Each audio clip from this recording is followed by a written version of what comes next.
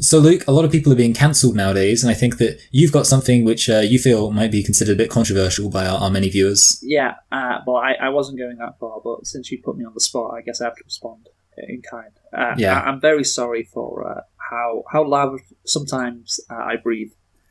It is incredibly distracting. I can appreciate that, so I profusely apologise. On the last pod for leaving Las Vegas, I was quite loud, and I do have an excuse. I do have asthma. So take that into account, please, if it happens in the future.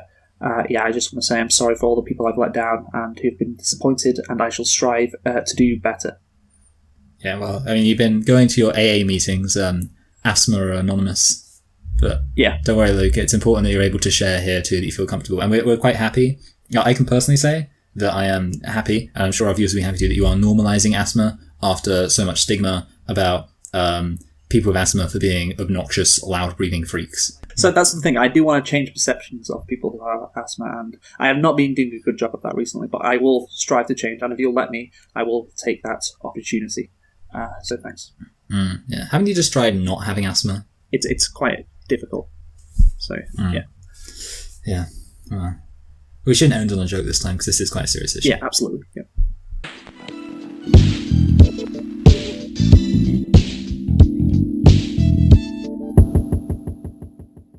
Hello and welcome to Select and Reflect, the movie review podcast where we look at films that have come out in the near and distant past, we give them a couple of watches, and evaluate them beyond first impressions. I'm your host Michael, and I'm joined as always by my co-host Luke, and this week we are celebrating the 40-year anniversary of the release of the film Caddyshack by talking about that. So Luke, why don't you tell us a thing or two about Caddyshack? Sure thing, Michael. So yes, we are reviewing Caddyshack today. It's been 40 years since it was first released in 1980. It is an American sports comedy film directed by Harold Ramis, written by Brian Doyle Murray, Ramis, and Douglas Kenney. It stars Chevy Chase, Rodney Dangerfield, Ted Knight, Mike Lowkey, and Bill Murray. Doyle Murray also has a supporting role. By the way, it was released on July the 25th, 1980, so just over 40 years ago. We timed this one pretty well, considering with some anniversary movies we're off by like 5 months. This one we're off by about a week, so that's good.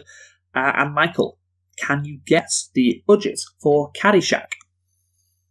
Well, I feel like the only thing that would maybe get it up would be possibly that they had to rent out a golf resort. Maybe this was one of those things where they were basically just embezzling money by getting all these people to just have fun on a golf resort. And also potentially actors, but then I can't think how many of these actors became more famous subsequent to this film. So I'll just say 5 million. Very good guess. It is 6 million. Hey! Yes, 6 million. And can you guess what the box office was for Caddyshack? 45 million. No, 35. Yeah, two very good guesses. It's right in the middle of those two. It's 40 million, or to be more accurate, 39.8. So yeah, good. you got the range correctly. Yeah. So modicum of success there at the box office, but obviously this movie. Why we're doing this movie is because this is one of the most famous comedies of all time. I checked, by the way, to see if there was any articles written about Caddyshack, because it just had its 40-year anniversary, hence why we're doing it. And I was like, maybe there have been people writing about it because it has been 40 years. And there is like 15 articles about it, about how it's just hit its 40-year anniversary. And most of them are speaking about it in glowing terms. So yeah, that's why we're doing it. It is one of the most famous comedy movies of all time. It didn't gross that much, but what followed with its, I guess, legacy was pretty impressive. It says here, by the way, on the Wikipedia page, the film has a cult following and was described by ESPN as perhaps the funniest sports movie ever made. So with that in mind, Michael, did you like Caddyshack? I thought it was good. I didn't find it that funny. Yeah, I wouldn't really say it's good. Yeah, well, see, I guess my good is quite tame, but what I'm thinking about is if a film is silly in like a way where it doesn't bother me, I will often be generous and call it good. But to be honest, I feel like really, I do agree that not finding it funny is a big problem. I guess what I'm really saying here is I found it funny. I found it good, except for the fact I didn't find it funny, which probably means that overall it wasn't good. Okay, so we got there in the end. We got, that was a lot of words, but we got there in the end. I know. Well, I feel mean You feel mean? What, saying it's... Yeah, to the poor film. Okay. I always feel sorry for these films because, God bless them, it was probably really funny back in the 80s. Yeah, I get. Well, that's kind of the argument that I was going to make later when we talk about the comedy. But Michael, Caddyshack, how many nitpicks do you have? See, I've actually got with 2 nitpicks, but also 1 lit pick. Exactly the same. Really? That's fun. Yeah. Okay, maybe we've got the identical... Okay, we're going to do the old bottle cap flip, which is the only thing I have in my, cashless economy, am I right? Mm-hmm. So, you're going to guess... I guess really hit you hard, hasn't it? Screw side down or screw side up? I always win these. I went for up last week, so I'm going to go for down this week. You actually lost. Fuck. So I guess it's my choice. And I want to go first. Okay. Which is, you always make me go first. Now I'm making me go first. No difference then. Go for it. And some of these are stupid, to be honest. But a donut with no holes isn't a Danish. It would be a bun. Because a Danish is like pastry. A donut isn't pastry. It's bread. So that's why it's called a donut. Because it's like made out of dough. So that's that. I just realised that pastry is also dough. So that's really what. But you get my point. And number 2, it doesn't make sense they needed to empty the entire pool to find the poo. Like... And maybe it's like but I would just think they'd fish out the poo. Well, it wasn't really that. I mean, yeah, I think you have to clarify it wasn't that. It was like a candy bar. Yeah, sorry, yeah. So basically, there was a candy bar and they thought it was a poo. And then they were like, oh, we've got to empty the entire pool. And then he picks up the thing, implying they just found it or something. And it's just like, surely it would be floating and they'd be like, oh, fish that out. And then maybe they'd be like, okay, we've got to sanitize the entire pool. But yeah, also, I mean, it's the candy bar was crunchy when Bill Murray took a bite of it, and it definitely won't be crunchy. It'd be obviously wet because it's just been in the water. So that's actually a nitpick I just thought. Yeah. Oh yeah, that's true. Yeah, and I mean, obviously, I was thinking oh man, that would probably taste gross. So I can just accept that Bill Murray's supposed to be stupid, and stupid people we all know do not have a sense of taste. And my lit pick, I don't know about this, but obviously, lots of people, I think, especially in our generation, who might watch this film, might immediately recognise Mr. Burns' son, Larry Burns, who is of course played by Rodney Dangerfield, which isn't my lit pick in itself. But first of all, I should say that I knew who Rodney Dangerfield was before I'd seen this film. But I definitely feel like there's lots of people around my age I could show this film to, and they go, "Hey, that's Mr. Burns' son." Yeah, like a rug on Valium. I'm talking lazy. Anyway, but what my real lit pick is if you remember the episode where Mr. Burns' son appears, at the end, he goes, "Since everyone's here," I can't do a good Rodney Dangerfield, I should just clarify that, in case you couldn't tell. "Since everyone's here, let's party!" And then it plays and I like that song. And that song is in this film. So that's why it's played at the end of the Simpsons episode where Rodney Dangerfield is in it, because this is a song from that film. And I like that song. And it reminds me of The Simpsons. And that's a really good episode of The Simpsons. Okay. Well, thank you for that lit pick. I guess, that makes sense. Anyway, my 2 nitpicks. Danny Noonan, main character from this movie, kind of. He has an Irish girlfriend. And I'm just wondering, why Irish? Why not American? It just seems so weird. Like, I've got nothing against the Irish. Yeah. They're fine people. But just they're in the middle of America. Apparently, it's meant to be set in Midwest America. Why is one of the characters Irish? Just very weird. Again, nothing against the Irish. Just thought it was peculiar. Next nitpick: the last scene when Danny is on the golf course and he's gonna have to put it in to win. Clearly, one part of the scene is being filmed at midday or near midday, and then it switches to evening time, like right after. It is just so badly filmed. Like, at one point the shadows are really long and the sun is low, and then the next shot it's completely sunny and the shadows very short, and it's midday, and it's like, come on, man, you've got to do better than this. So yeah, that was a nitpick I had. And my lit pick, Michael, for Caddyshack. Well, I watched this movie today, as did you. I imagine that is correct. Yes. Yep. And it's really sunny today in the UK. Oh, yeah. And I decided to do this movie in the summer, or to review it in the summer, as it's a summer movie. It makes sense. But the weather has been awful here in the UK recently. It's been rainy. It's been like 17 degrees Celsius. But today it was really good. So that was great. You get more of a summer vibe. I think it's fair to say that if it was raining, I would have liked this movie less. But right now, it's going to be even hotter tomorrow. It's going to be like 30 degrees tomorrow. I know, yeah. So it's crazy. You really get in the swing of it watching this movie. Yeah, it's not a movie for winter, shall we say? Yeah.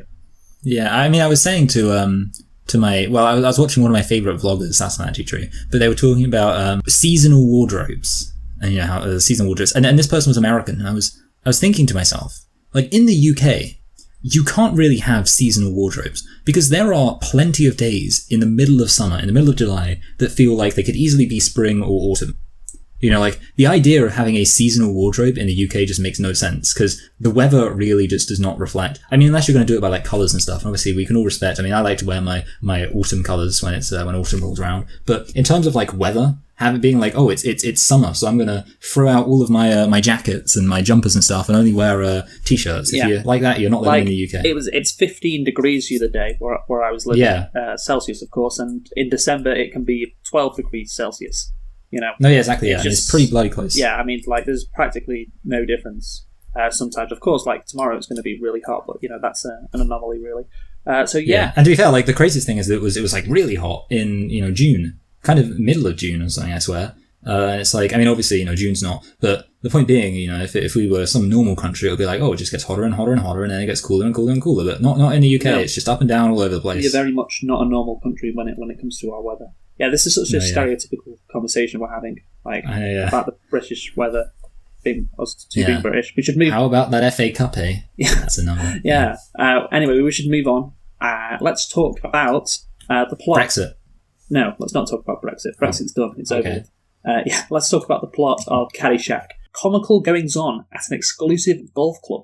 All the members are wealthy and eccentric, and all the staff are poor and slightly less eccentric. The main character is Danny Noonan, a caddie who will do almost anything to raise money to go to college. Well, I don't know about that, really. There are many subplots, including the assistant greenkeeper's pursuit of a cute, in brackets, obviously stuffed, gopher. So there you go, that's the description I got. And yeah, that sums it up pretty well. Just comical goings-on and an exclusive. Yeah, comical goings-on sounds like such a weird way of saying it to me. It's like, it sounds like kind of what you get in the Chinese knockoff or something, like that you get like a bootleg version, and it's just like you read the back of it and it just says comical goings on. Yeah. And it's like, wow. Yeah. Anyway, but I do think we should start with the most important plot, which is of course the guy trying to kill the gophers. Oh yeah, Bill Murray. Yeah. Well, that's one of the plot threads. That's the thing about this movie. Of course, if anyone's watched it, they would know this movie doesn't really have a plot. It is kind of all over the place. You've got a lot of very scattered scenes, I guess. All over the place. I mean, it starts off, this guy, Danny Noonan, he's trying to scrape together some money to go to college. And I did think about, because obviously this movie was set in 1980. Danny's going to be, a young, likable character. But I think it's, well, let's be honest, like nowadays he would be complaining, this character, on Facebook about, all the kids going to college and saying, I had to work all summer long so I could afford college. Why is it so difficult? That's true. Yeah, you never think about the fact this guy would be a real arsehole. Yeah. So that is a shame to realise that. But anyway, he's trying to scrape together money to get to college, and so he's working out a caddy this summer. You think the movie is going to be about him, and then it just cuts all over the place to Rodney Dangerfield and then Bill Murray dealing with the Gophers. It is really quite scattered, as I said. What do you think, Michael? No, yeah, basically it's I remember when I first watched it, the second time around I watched this, I remembered the first time I watched this and how I really thought it was going to be normal at first. Like, it starts off with this kid waking up with his family, and you kind of think it's going to be almost a Ferris Bueller type deal, where it's like, about, or 16 Candles, or any other film where it's about somebody, a teenager growing up with their issues, and then you realise, nope, okay, now it's just got loads of shit going on. And kind of, I remember thinking, oh, this is all going to kind of come together in a meaningful way. And in some sense it does. In obviously, you get the guy who needs to go to school because get the scholarship, and then the guy who's Rodney Dangerfield, they kind of have this the guy who's the suave dude needs to have a golf tournament, and then that kind of gets the guy who's the caddy into it, and then obviously the final climactic moment is that the what's his face Bill Murray blows up the Gophers, and that causes the shot to go in at the end. So it does all kind of come together, but there is very little justification for the amount of time you just sat there thinking, well, this is kind of nothing. Yeah, you're right. Like, about 75 minutes into the movie, we get a plot going.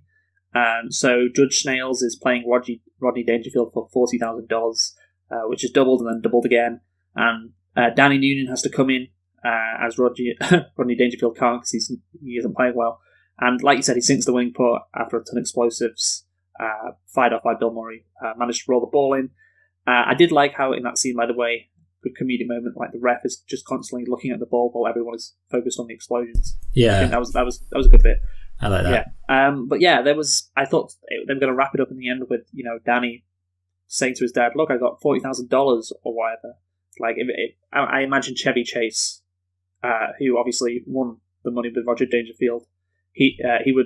Rodney Dangerfield. He would give the money to Danny because he said. He's got so much money, he doesn't really care. I would hope that would be the case at the end. Yeah. But there wasn't. Yeah, there's really that's the thing. It's kind of it's almost experimental. Yeah, they literally have no kind of payoff to anything. Payoff. No. Yeah, doesn't it? It just ends like zooming out. It zooms in on a gopher at the end. Oh yeah, that's it. And I was just the last scene that Danny is in. He's like celebrating with everyone, all the caddies, as he's jumping over the fucking bunkers. Like he won. But yeah, there's no scene at the end where like Chevy Chase gives him the money and he's got enough money so he can go to college. But yeah, it's just nothing. It just ends with the gopher, which kind of I guess fits in with the rest of the movie being like haphazard and like just scenes that have no. I guess there's no pattern. Like one scene just comes in after another and it has nothing to do with the one previous to it. And I think the reason why this was done, the movie Animal House we have to mention came out 2 years prior to this.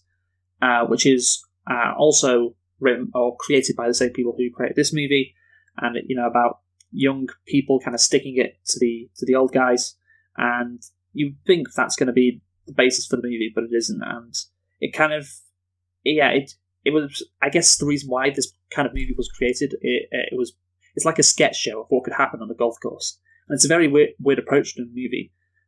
You think of the scene where they do the synchronized swimming in the pool. For instance, the music's just out of nowhere. Like a lot of bits stitched together for a lot of the film. And the thing is, the film was inspired by writer Brian Doyle Murray's memories of working as a caddy at the Indian Hill Club in Winnetka.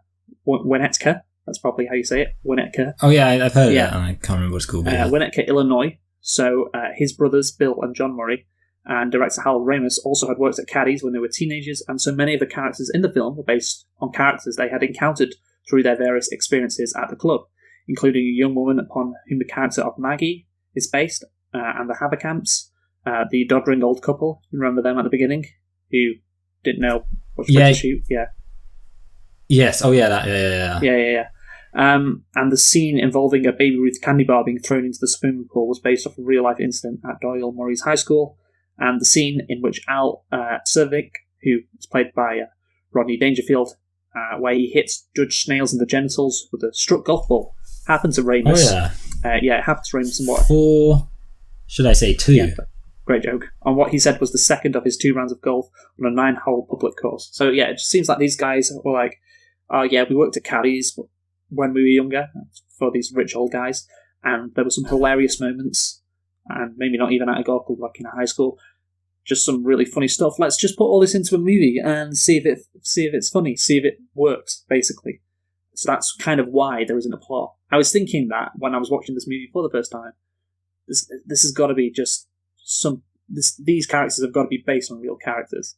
Like, can you imagine if this guy was in a movie, like one of the creators of Caddyshack was thinking? And yeah, that seems to be the case. So that it makes sense why this movie, is very scattered around, like I said.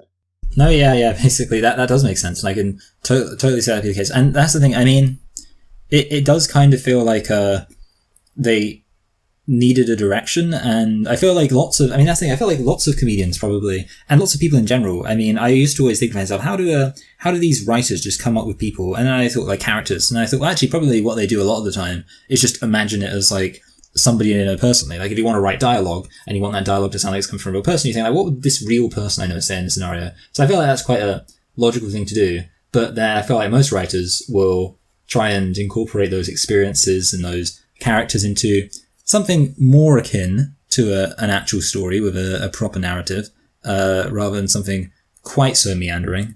But I do agree that your theory that's why this film as it is probably correct.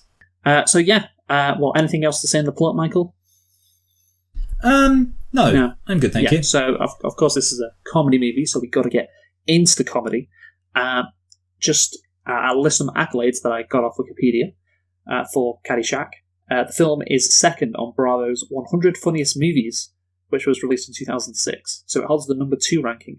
And I believe Animal House holds the number 1 ranking. So the people at Bravo are fans of that era of comedy. The film is recognised by the American Film Institute in these lists.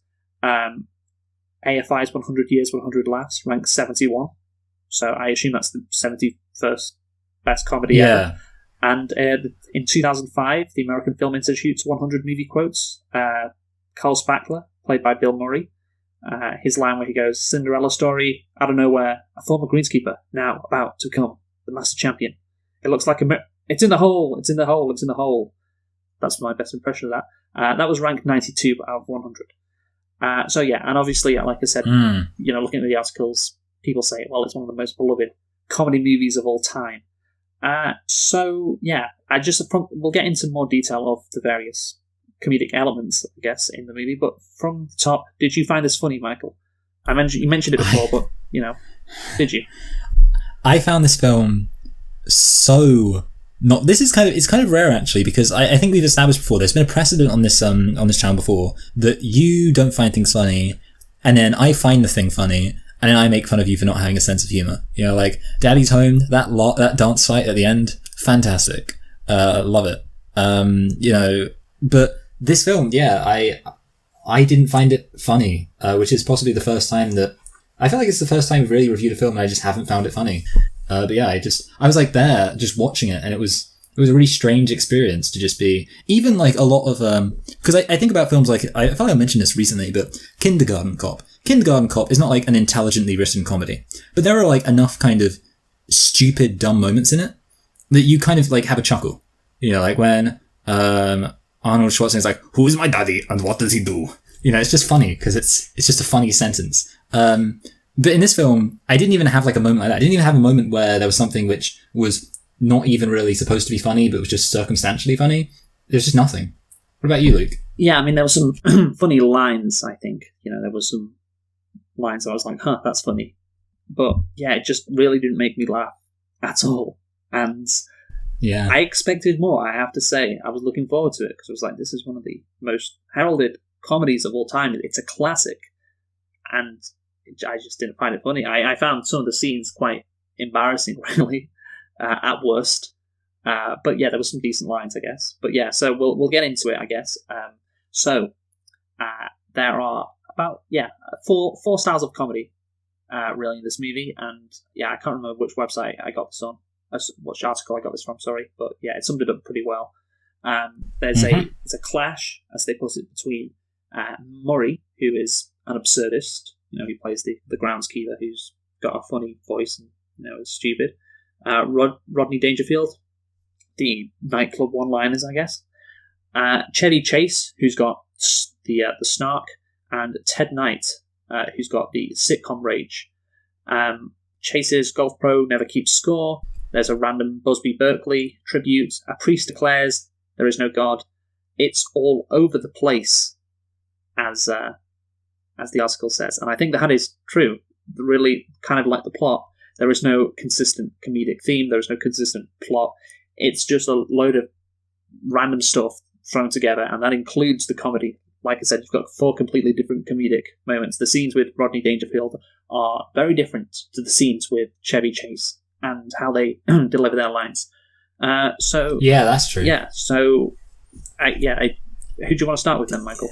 Yeah, well, what, actually, it's funny the way that you pointed it out, because I kind of never really see. I think about films a lot of times having different types of jokes. Like lots of films can have visual jokes and puns or whatever else. Who cares? But basically, I never really thought of. I don't think I've ever seen a film that has fundamentally very different styles of comedy in it.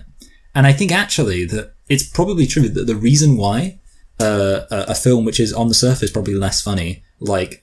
I mean, heck, I was going to say, Kindergarten Cop, but also, Daddy's Home or something like that, makes me laugh more, is because those films, say what you will about them, the jokes are pretty much the same type of joke every time. You know, like Daddy's Home, you always know the joke's going to kind of be, let's be honest, pretty much stupid. But because of that, you're like, well, I know what I'm expecting, and you kind of laugh at it. Whereas I feel like with this thing, it's because you're essentially watching, like, say, 4 completely different styles of joke. I think that's probably one reason why none of the jokes really land. Because maybe if this was a film where the whole thing was, you know, with, because what you said about, I mean, let's start with him, because he's the first one I mentioned. The Chevy Chase guy, where he's obviously, like, his whole thing is kind of, he's almost like a Seinfeld character. Like somebody who is always like a smart aleck, who is always playing it cool, but always kind of knows what he's doing. He's always got like the line to just come. He always comes across as in control, the same way that Seinfeld does.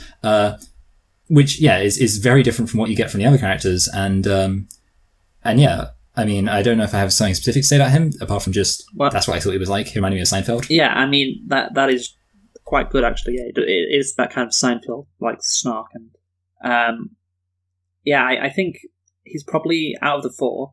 He's probably the one I like the most. I really do like, actually, I will say it started off quite strong with him, because obviously he's in one of the first scenes in the movie with Danny. And Danny is saying, you know, I'm going to spend the rest of my life working at a lumberyard. And Chevy Chase says, well, there's nothing wrong with lumberyards. I own 2 lumberyards. And then Danny's like, I notice you don't visit there often. And he says, yeah, I'm not sure where they are. And it's just like, that's really funny to me, that, because obviously you've got, the working class person who's like concerned about their future, and just the complete nonchalance of the upper class guy who's like, oh, I like lumberyards, what's wrong with lumberyards? And I think that joke is like very well put together, and I laughed, and I was like, okay, this is a really good start. And I think it just got downhill from there. But I will say, I think overall, that's probably the funniest bit in the movie, or the bit I found the funniest. So that's why I put him at the top. But yeah, after that, he's not really that funny. There's some okay lines, but yeah, that's the thing. It's that kind of comedy, I think, has been perfected over the years. Like, you expect more. Like, I'm sure at the time those lines were like, oh, that's hilarious what he just said. The way he turned what that person said back on them. But now it's like, yeah, that's quite, I guess, common. And like you said, something like Seinfeld, probably, you know, those clever lines, you know, that was popularized there. But yeah, I just do want to say on the whole Chevy Chase thing, it was important to mention this because, of course, Bill Murray is also in this movie. We can talk about him next. The scene that begins when Chevy Chase's golf ball crashes into Bill Murray's shack was not in the original script. It was added by the director, Harold Ramis, after realizing that 2 of his biggest stars, Chevy Chase and Bill Murray, who previously did not get along due to a feud dating back to their days on Saturday Night Live, which is interesting. Until then, they did not appear in a scene together. And yeah, that's true. They weren't together in a scene. So the 3 met for lunch and wrote the scene, and that is the only time in film history that Chevy Chase and Bill Murray have appeared together in a movie, which is interesting. You know, 2 of the comedic greats of American cinema. That's the only time they've appeared together in a movie. Yeah. This is interesting. What do you think? No, yeah, and that kind of shows the whole issue that you have these 2 quite different styles of comedy. I mean, you've got one person who's like, and you couldn't even say like who's the main character or anything like that, but you've got this one guy who, like I say, is, and that's the thing, that is the funny thing about that is it's an intelligently written joke. The thing you pointed out about how basically, you know, it's this guy's really, really rich, really wealthy, out really of touch, kind of, and then you have this Bill Murray character who's just stupid, and that's the joke. The joke is that he's stupid, and yeah, they don't interact at all, which kind of leaves you thinking it's like funny, 2 very different films. The scene where he says that. No, the scene between Bill Murray and Chevy Chase. Sorry. No, that was when. See, the thing is, I mean, the problem is by that point was when I was really. I will say, okay, that I do think there's a point in a film where, like, even if a scene that came along that would be funny in a different context, or would be funny if the film had built up more kind of favor, would be funny. But at that point, because so I don't know whether or not I could say I would have found that scene funny if it was in a film which I was more enthused about, but definitely within the context of having already found the film very not funny. I certainly was not, you know, it would have taken a lot at that point to kind of redeem it.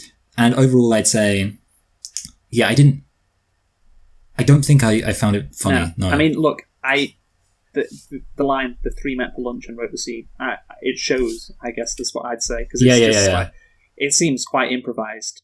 And again, you got two, comedy styles which don't really work together that well. And so, therefore it just seems, not that great, to be honest. And well, I guess let's move on to Bill Murray. You got anything else to say on Chevy Chase? No, not really. Okay. Yeah, Bill Murray. So Bill Murray. So the thing is, obviously, that scene was improvised. Bill Murray, I don't know if you know this, he improvised all of his lines in this movie. So here's the thing, like, obviously some people really like Bill Murray. I mentioned the quote before when he's like, "Oh, Cinderella story at the Masters," which is it funny? I mean, I didn't find it funny. I don't know about you, but people really seem to like it. I just overall. Well, would you give me your thoughts on Bill Murray in this movie, and then I'll tell you mine. Well, I'll tell you what. Okay, I watched the old Ghostbusters, the original Ghostbusters, and when I watched it, I thought like it was better than this, but it wasn't as funny as I was expecting. I don't know. Have you how intimately are you familiar with the original Ghostbusters? I'm not very. I've seen scenes, so I know what the plot is. But I haven't seen the whole movie. See, because I've seen it, and I watched it, and I was like, yeah, it was quite funny. It wasn't bad, but it wasn't like hilarious, and I didn't like it that much. And I kind of thought to myself, like, I guess maybe there's a certain subtlety to it where you kind of appreciate it more. Like it ages like a fine wine because it's a sophisticated kind of comedy. But having said that, I think if this film is, because these are the only two. I mean, I've seen Bill Murray in kind of his more serious roles and things. I think I say serious roles. He was in that one film I can't think of, but it was like a minor role. And anyway, basically, I would say overall, I don't think I find him that funny. I'm thinking of Wes Anderson film. Anyway, I don't think I find him that funny in general, I guess, because I didn't love Ghostbusters, and I don't think this film is that funny either. So I guess I can say, having seen two of his films now, that he's kind of batting not great overall. Yeah. So you say not great overall? Yeah. Okay. That's how I put it. So here's the thing. I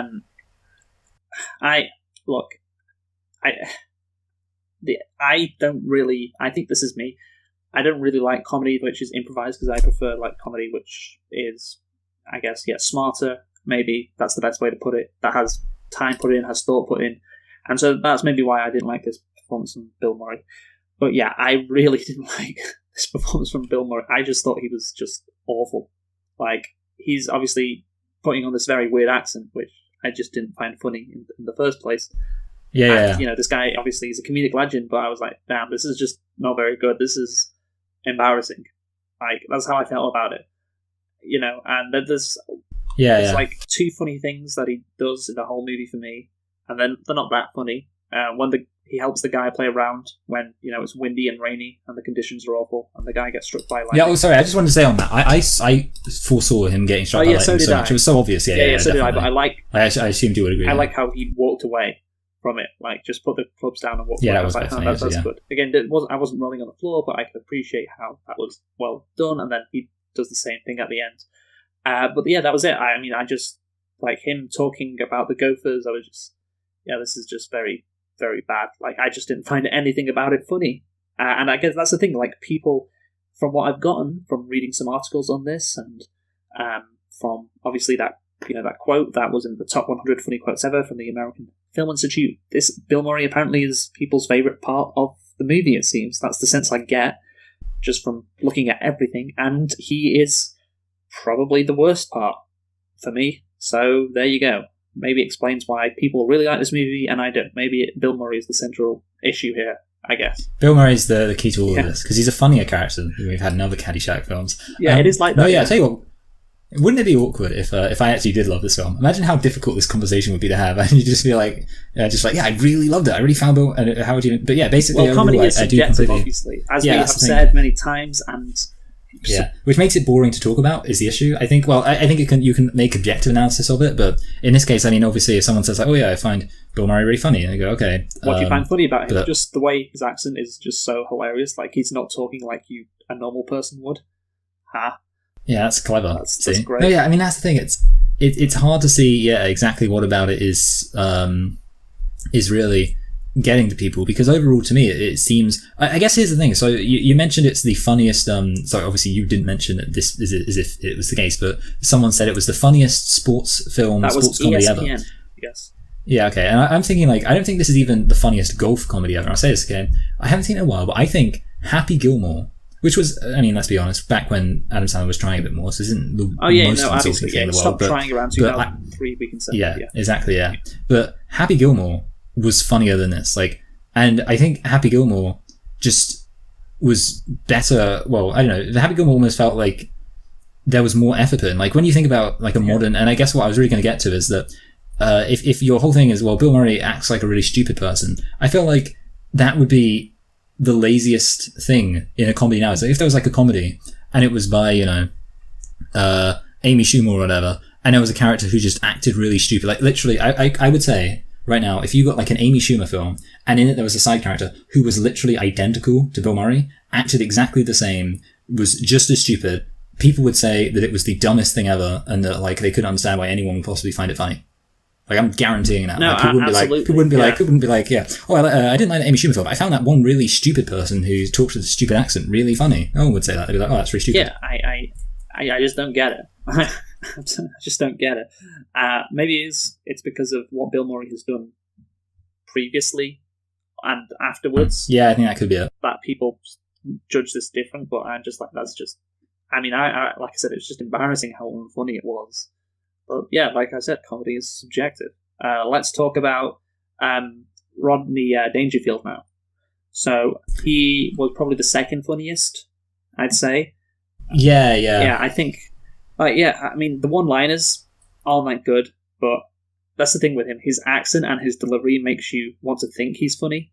That's the way I kind of... Yeah, I kind of think you're nailing it there. That's kind of how I feel. Yeah. Like, I watch him and I'm like, yeah, I want to enjoy myself because I think it's just, he's one of those people, I think what he is he's one of those people who, like, a bit of a Norm Macdonald type in that you kind of feel like he's not even really trying to be funny in such a way where it's like, and I know that sounds weird because obviously you'd be like, well, it's one-liner, sure, that's the most obvious trying to be funny thing in the world, but it's almost like he's doing it to amuse himself. That's kind of the impression I get with the Rodney Dangerfield, and this impression I get with like quite a few other comedians who I think are kind of funny, which is, it almost feels like there's not as much practice. Because one of the things I don't like in comedies is when, and I do think there are scenes like this, and I think these are the scenes that are kind of cringy, and I think particularly these are the scenes that involve Bill Murray, but scenes where it's like, you really have to laugh or else it's really embarrassing and awkward. And I think the Bill Murray scenes like that, where if you're not laughing at the Bill Murray scenes, then it's just really awkward watching a guy be incredibly stupid. Yeah. But in the case of the Rodney Dangerfield scenes, because he just gives off like this charismatic swag of just like, I don't care if you find this funny, I'm just doing this to entertain myself. Yeah. It's like, you know, he's the kind of guy who just laughs at his own jokes really loud at a party, and even if no one else finds it funny, it's like he's enjoying it. And like, well, I can't find it embarrassing because clearly he's not even doing it for me, he's doing it for himself, and I can respect that. Yeah. But I didn't find it funny. Yeah. Well, I mean, I guess I couldn't say I found it funny. I found it, I respected it. But yeah, I mean, literally, I mean, what was something I quoted? The old 4, or should I say 2? Because balls. Yes, exactly. Yeah, see, that's an example of how it's not the best. Yeah, comedy. I think. Well, we talked about the different styles of comedy, and there's this one point in the movie when they're all having dinner, and he just goes up to people and starts like talking to them and roasting them. You know what it reminded me of? Remember, see, I haven't seen it, but remember people talking about Pixels starring Adam Sandler? And apparently there's this one scene where he shows up in a board meeting with like the president and stuff, and he just randomly starts roasting people. And everyone's, and I haven't seen it obviously, but people make fun of it. I felt like that's kind of what I felt like this. And like one of it's, I don't know, it felt like at one point he said something really mean about this woman, like insane. I can't think what it is. I mean, obviously there's a bit where it implies like a woman's a prostitute, which is not the nicest thing you could say. But I swear there's another thing which is also pretty intense. Is it this line? I was just about to mention this line when he's doing that. Yeah, okay. And I was thinking, this is like he's doing a stand-up show, isn't it? And that is his style, obviously. And yeah, you can contrast that with Bill Murray. It's quite evident. And yeah, he's just doing this, and it's quite weird because, like, you know, you don't normally have stand-up bits in a comedy movie. But I did like the line where he said to it was the wife of the judge. He says, "Hey, you must have been something before electricity." That was the line. Actually, yeah. See, you're a horrible person. You hate women. Line. I mean, that was the best thing he said. And yeah, it was a joke about how old this woman was. But it's a well put together. You must have been something before you bought electricity. And obviously, he says the famous line at the end of the movie too, just randomly, "We're all going to get laid." And I obviously before watching this movie, I'd heard that line before, and I knew about it, so I thought there was going to be some context to it. But like a lot of things in this movie, there isn't context for it. It literally just says it at the end to everybody, and it's just kind of out of nowhere. So that's Rodney Dangerfield, I guess. Just like a lot of one-liners out of nowhere. They're not really funny, although I did enjoy that one line. And it just again accentuates the point that we were making of all the weird comedy in this movie. Like this one is probably the weirdest because, like I said, it's like he's doing a stand-up, but he's in the middle of a movie. It's like he's not Rodney Dangerfield. Yeah. Whatever the fucking guy is, like Servitz or something. Who's an actual character. So that's what's weird about it. But It feels like he's just acting. Yeah, exactly. I will give him credit for being the second funniest person in the movie out of the four main comedians. And the last one is Ted Knight, who plays the judge, and he is described as having sitcom rage. And I think that sums him up pretty well. He's just mad and everything. He plays the bad guy, so he's pompous and doesn't like it when he gets shown up, so he rages.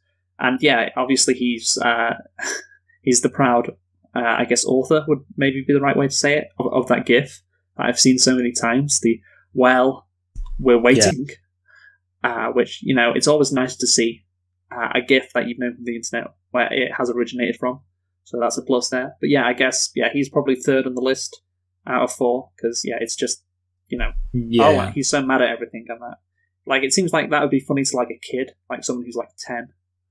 You know what it reminds me of? It reminds me of the old when Homer is watching the college comedies before he goes to university, and he's like, that crusty old bean. And that's what it reminds me of. Like, this bra bomb better work, nerd. Yeah, and obviously this people who created this movie created Animal House, and Animal House is about a college. Yeah. So this guy would be they would be this character in Animal House as well. So it makes sense that you would think that, or you make the comparison to Homer.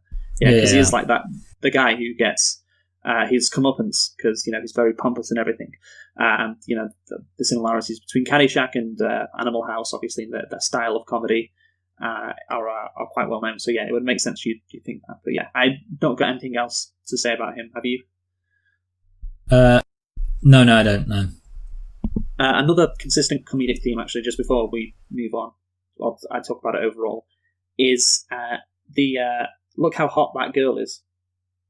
I wanted to talk about that. Yeah, you've got this sexy one. In fact, actually, what was surprising to me, now we're on that subject, is that obviously there's the bit where the kind of main guy, who's the kid, and the hot girl are having sex, which is weird. Like, first of all, the girl gets like no characterization at all. It's very strange. She only seems to exist just to bang people, which is nice. But then, during that moment, I was thinking, they could have made this into a weird kind of almost proto-American Pie by leaning into the awkwardness of, losing your virginity and all that stuff. They really didn't, at all. The kind of, you would assume awkwardness of, being a guy who's, a young guy trying to get girls and stuff is completely ignored in this film. And it's just, just this random woman's I'll have sex with you. But then I was thinking, it's kind of weird that it's almost like a teen sex comedy at that point, except it's not really, there's a tiny bit of, comedy to the sex where the dad will say, I'm angry. But I was thinking that was weird. And then I was also thinking it was crazy to me that, because I was thinking at least I can imagine this being the kind of thing where you watch it with as a family, like Kindergarten Cop. And one of these days we're going to review Kindergarten Cop, and then what will I appeal to as a reference then? But where you watch as a family and the grandparents can just enjoy that it's not too offensive. The kids can enjoy how silly it is, and the adults can, just be happy that everyone's having a good time. But you can't even do that with this because woman's got her tits out. Well, it is an R-rated movie, to be fair. Right. I know, that's weird to me. I don't think it should be an R-rated movie. I think this should be if it wasn't for that, do they swear at all? I don't think they do. I don't think they do. They literally just wanted some random tits in there. Well, that's the thing. Animal House is a sex comedy. That's what it's classed as. This isn't classed as that. So I guess they were like, we'll throw in some tits. Worked last time. And she's just used as a plot device. So Danny and fucking Judge, what's he called, Smales, they get angry at each other. So yeah, that's what she's used for, I guess. Hey, I mean, people like tits, so why not? Let's put them in. But yeah, it is quite weird why she's included, really, because you wouldn't think she's. I mean, I'm looking at, obviously, I talked before about the characters that were inspired by the writer's experiences, and Lacey Underall, that's what she's called. She is not.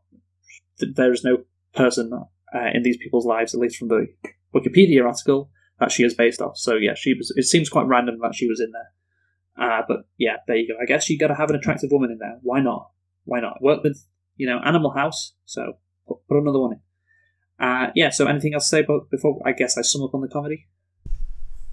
No. Yeah, I think we pretty much covered it all. I just want to say that again, this movie, I just don't find it funny. There's some nice jokes, but I do feel there's not a lot of setup to the jokes, and they aren't very creative either. And I guess that comes with the territory when you improvise, which this movie did a lot of improvising. That's what it seemed to do. Yeah, it did seem like some scenes or some lines have been cut out inexplicably, I think. So maybe that has something to do with it, not seeming that set up and just seeming a bit random. And I did read, actually, there was like 4 hours, but that was the original cut, so they had to cut a lot down, so maybe that's why. But yeah, I just didn't find it funny, and the fact that this movie is considered a comedy classic just kind of blows my mind. And I was watching it because I knew the context of how good this movie was perceived, which is why we're reviewing it. And I was just thinking while watching it, like, wow, comedy has just come along just so much since then. You know what it reminded me of, Michael? Another movie which was released around the same time, which we panned. Aeroplane. No, which we have reviewed. Which we panned and said, I can't believe this is a classic. Do you know what that was? Can you remember? I'm really annoyed because I can't think what it is. 78. Star Wars. No. Yes, Grease. Yes. I remember we watched Grease and we both agreed this was it was a fucking shocking movie. It was just really bad. The plot made no sense, and it was just all over the place. And I was just thinking, wow, this is a classic. It just shows how much film has come on since then. And this is the case with Caddyshack. It's just, wow, how much comedy has come on since then. Like the setups, the timing, the cleverness of the jokes. Yeah, it's all really not that good. So I'm sorry to say that, but yeah, I guess that's my takeaway. Just wow, things have improved so much since then. Do you agree with that? Yeah. No, yeah. Basically, I do think, and it's kind of crazy, but I mean, that's the thing. That, or obviously, I mean, I actually mentioned Airplane, even though before I processed it, you said it panned. I mean, I enjoyed Airplane because I thought it was, it's quite fun. Have you ever seen Airplane? No, I haven't. No. Okay, well, basically, it's pretty good. Well, so there are like films from them. Like Kareem Abdul-Jabbar's in it, isn't he? Yes. But I don't really know much about. I remember there is a famous basketball player in it. I actually have forgotten his. Yeah. Okay. Yeah. But overall, yeah, I would actually say we should do Airplane because I think it is quite funny. But I wonder if you'll like it because it is actually notoriously stupid. But okay. I would argue it's. Well, I'm not against stupid comedy, really. It's just like if it's okay. Yeah, if it works, I guess.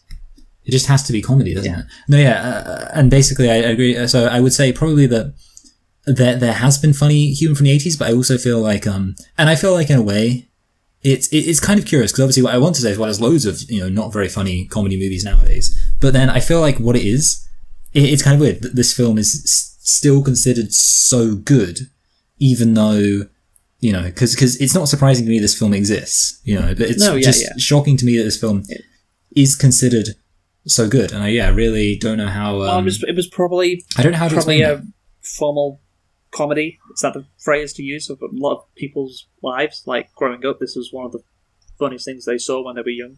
Oh yeah. So I think a formative. That's the word. Yeah, that's the word I'm looking for. Formative. Yeah. That could be it. I mean, that's the thing. Maybe it is just the fact that the people who watch this grew up with this, and that as things change, perception of this film will change. Sometimes, and this is not to do with Caddyshack, but it's to do with comedy. Sometimes you look at obviously comedy that the British produced and classic British comedy, and I just really don't find that funny. But I can at least appreciate how smart or clever it is because they're trying.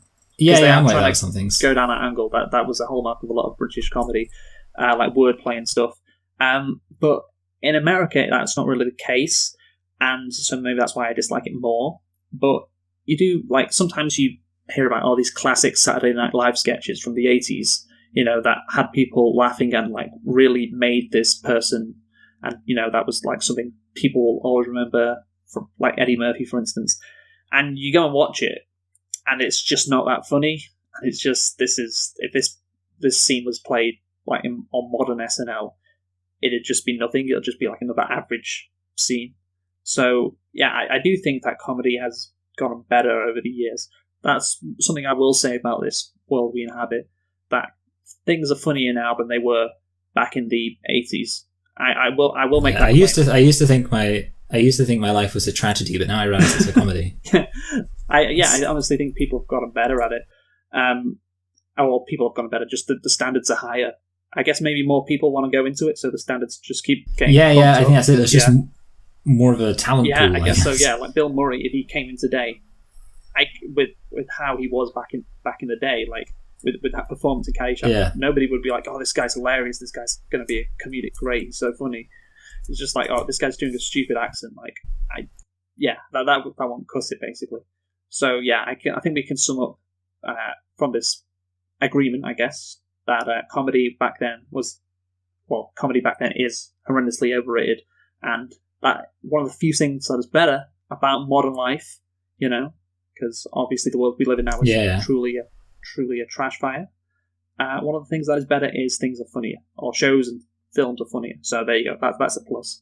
No, yeah, basically I agree. It does seem, and that's the thing. I mean, obviously we all like to make fun of the wrong generation people. People always talk about how much better things were back in the past. Like, this is the reverse. And I do wonder I wonder if that's going to be a reason why some people might still find this film funny in the future. I feel like that's the reason why lots of people still like Grease, because like, oh, it reminds me of the past and stuff. Yeah. I wish I was around in the 70s. But it's really shit. Yeah. Yeah, it's really bad. I remember Grease. It is. That was that was crazy. Like obviously this is Caddyshack, but when we watched Grease for the first time, I was, oh my god, I can't believe people like hold this up. This is fucking awful. Yeah, it's the same thing now. You can imagine like if Grease was released in 2017 or 2018, 40 years after it came out, people were like, this is fucking atrocious. What the fuck is this? This is a complete failure. It doesn't make any sense. Oh, yeah. So, yeah. You're right. Yeah, so, yeah, standards have improved, which is a great thing. But, yeah, so I guess now, Michael, we talked about comedy and how it hasn't held up.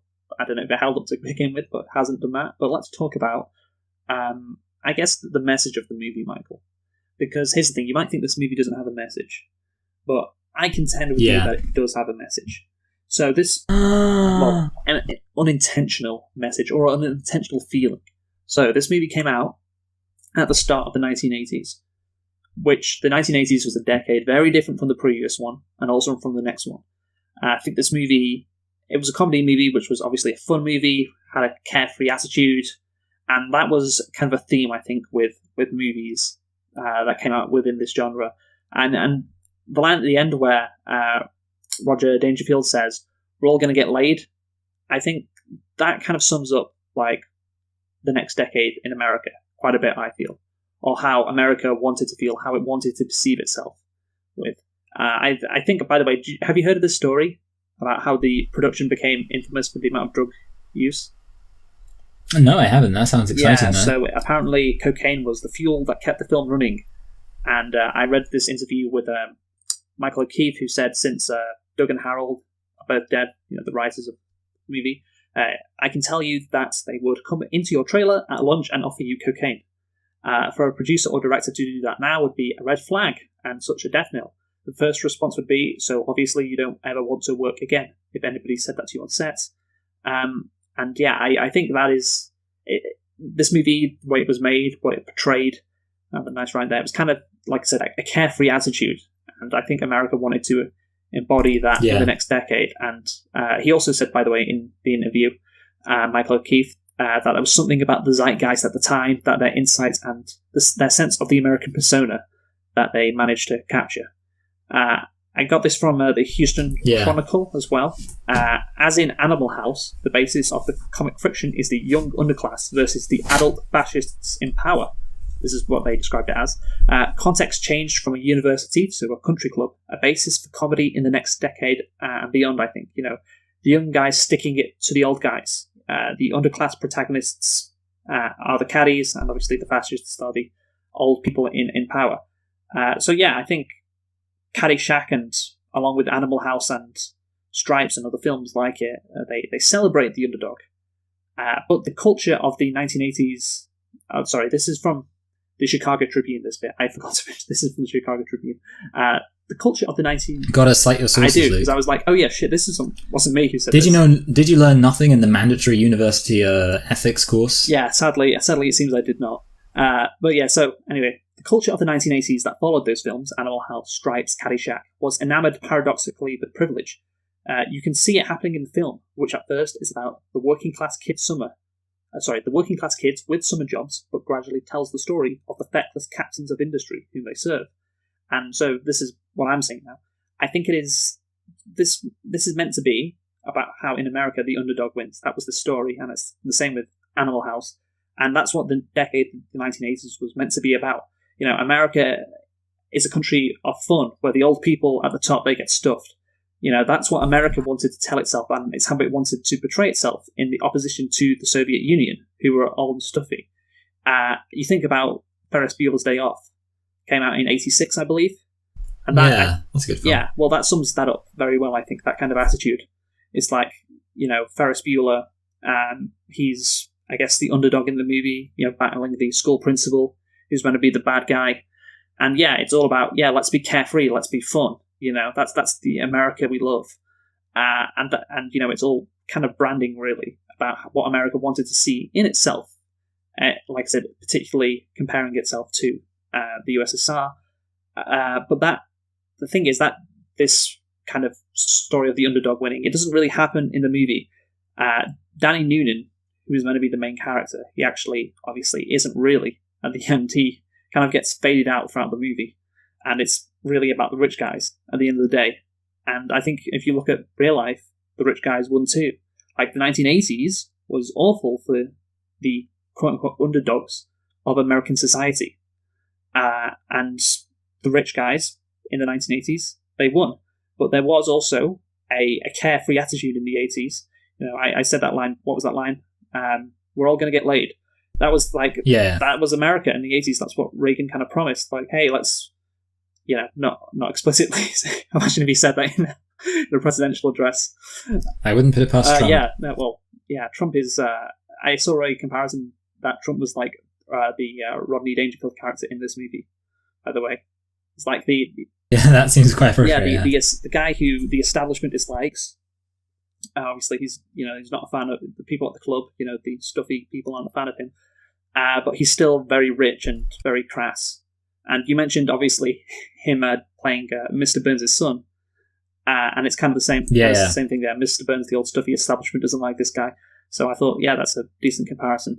So what do you think of my theory, Michael, that this movie is very prescient about how America wanted to portray itself, but in actual fact, what this movie turned into, like about, you know, the rich guys and Danny Noonan kind of got, you know, faded out, like I said.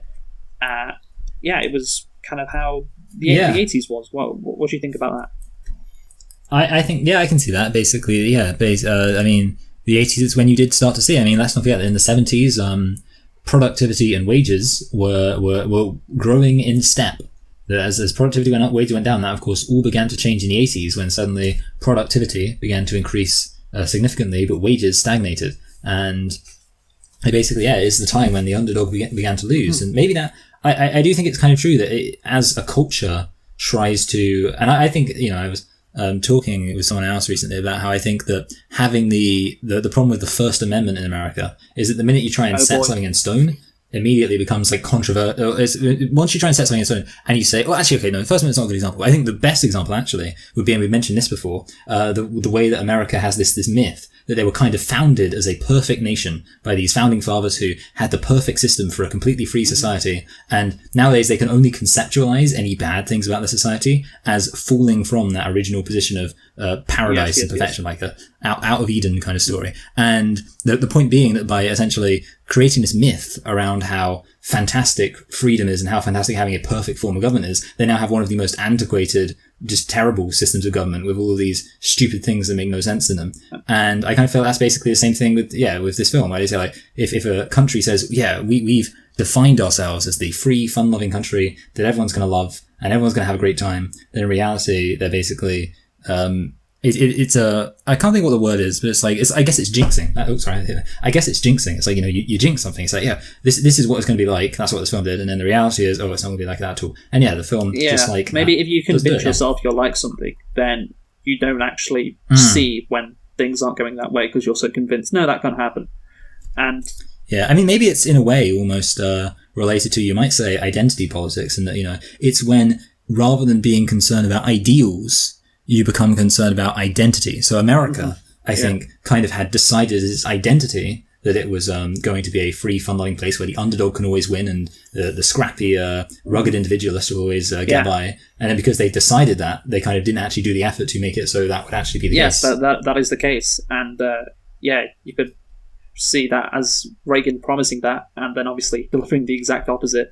I just think about, we've gone off course from Caddyshack, I think, but what I always find fascinating about 1980s America and how it sees itself and like it likes to portray itself as the underdog, like one of their most heralded sports moments ever is, I don't know, I think it happened in this year. I'm pretty sure it did. It might have been 86, but I think it was 82. The 1982 Winter Olympic Games, where the United States defeated the Soviet Union in the gold medal match in Salt Lake, I think it was. It definitely happened when Reagan was president, I'm pretty sure of that. And basically why it was an underdog story is the Russians were all professional hockey players, or ice hockey players, and the Americans were all from college. There was no professional ice hockey players in that team, and they somehow defeated the USSR, and it was like a proper underdog story. It really was. But America absolutely just loved that so much. Like they became heroes in America, and it really did set, I guess, I don't know if it set the stage, but it was affirming this theory we've got where they did see themselves as the underdogs and, look at what we can do. We're America. We're so amazing. And, this was part of the culture at the time, like the scrappy underdog winning. And then you can see actually what happened in that decade, the contrast, the paradox between how America saw itself and what it actually ended up being in that decade is just, it's wide, that paradox. It's pretty big paradox. So anything more to say on that?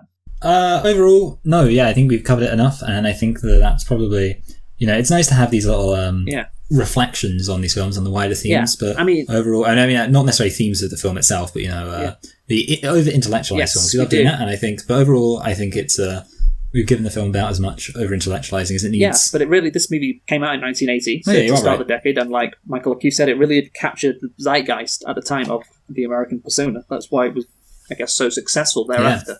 But obviously, we highlighted the contradictions in the movie and in what happened in America itself during that decade. So a prescient movie, even though at first, when you see Bill Murray do those weird accents talking about gophers, you wouldn't think it. But there you go. So let's conclude now, Michael. I've talked for a while, so you go first. Right, yeah. Overall, it's a weird film because it's almost like it's very difficult to deal with a film which is not funny in this way, because I think actually I never really thought about it, but the way that you brought up, and I know that you took this, this reality from an article about there being 4 very different styles, but I do think that's kind of at the core maybe the biggest problem with this film, because like I said, I think if it was just one style of comedy, even if the film wasn't funny, or it wasn't like laugh out loud funny, I could still consider it, fun. I think that's fun and it's funny. And again, I love to mention it. I always think Kindergarten Cop's film, it's not funny. There's no like clever jokes. No one's like analysing the brilliant comedy of Kindergarten Cop, but it is fun because it's just like it knows what it is and it works. Arnold Schwarzenegger's a kindergarten cop. How can that not be hilarious? He's like a cop and he's forced to go undercover in kindergarten. It's so funny. But this film just doesn't have that because it's just completely different people. The improv aspect, it's almost reminiscent of Ghostbusters 2016 as much as, it was in the same decade as the original Ghostbusters, but it's just a bunch of people talking to each other. And it's a real challenge because obviously when I look at other films, I guess, I kind of set it up to be a 5 out of 10 by saying that I thought it was, okay, but I didn't dislike it. But honestly, looking at it, I think when you just realize it's not that funny, I guess I'd probably put it, I want to put it around. Okay, I'm going to put it above The Net, but below The Grinch. And the reason why I'm putting it below The Grinch is because I think about how The Grinch, it had a lot of issues, but at least it was consistent with its comedy, and Jim Carrey was bringing something substantial to it. Obviously, I think it had loads of issues on top of that. But yeah, overall, I'll say that's where I'm putting Caddyshack. Yeah. Okay. So yeah. So I think in this movie, obviously, as we talked about, you got a load of plot threads. Oh, sorry, I should just say that's a high 3. A high 3. So yeah, that's okay. why. All right, that's similar to mine. So yeah, in this movie, like I said, there's a load of plot threads, a load of comedic bits and styles sort of scraped together, like it's a mesh of all these things. And I guess that was something that people liked, apparently, at the time. I wouldn't like the plot bit. I would always mark a movie down for that. But I would say I don't mind if the comedy is varied, if it all works and it's all funny. That's the most important thing. But I really didn't find this movie funny. And that is the issue I have with it. You know, if it's a comedic movie, I guess, you know, like I said, the plot is always going to be an issue, but I wouldn't mind as much if it was really funny. But it just wasn't really funny. And I guess why it's universally popular is because you got, you know, like I said, the 4 different styles, so there's something for everyone. And like I did like certain bits more than others, like Chevy Chase lines I liked, and there was one from Rodney Dangerfield that I liked. But apart from that, now it's nothing really there. And like I said, Bill Murray was really bad, and it's just so weird that that is held as a really good comedic performance, and you know people really like that. I just don't get it. What can I say? So 4 out of 10 for me. I'm going to give it. So that's below average. Not that funny. Not the worst thing I've ever seen. But yeah, certainly. Again, I looked what I gave Grease, Michael, and I gave it a 3.5. So we made the comparisons. Yeah, that makes sense. Yeah, Grease earlier, and so 3.54, very similar. So yeah, our analysis of that movie and of Caddyshack, is similar, and that does make sense that we've given it similar. Well, I've given it similar ratings anyway. So yeah, that's Caddyshack. What are we doing next week, Michael? Next week, we are doing Pocahontas. Of course, we will be celebrating the 25-year anniversary of that. And it's going to be a real classic. Yes. So look forward to that, everyone. Yes, we were meant to be doing this in conjunction with the release of Mulan. But since Mulan is not going to be released until next year, I think that's what I think is going to be the case. Well, we're going to do it anyway because it's 25 years. But yeah, so that's it then for Caddyshack, a movie which sadly did not live up to the hype that it had been given over the last 40 years. Yeah, more like Baddyshack. Yeah, but Baddyshack. That sounds like it's a thought, you know, Baddyshack more than like a strip club. That's what it makes it sound like, Baddyshack. Oh, that's pretty. I like that actually. That's pretty. It's pretty funnier than anything that was in this movie. Yeah. Join us next week for Pocahontas. So, if you've been Michael, I've been Michael. I've been Luke. Thanks for listening, and goodbye. Goodbye. That was good.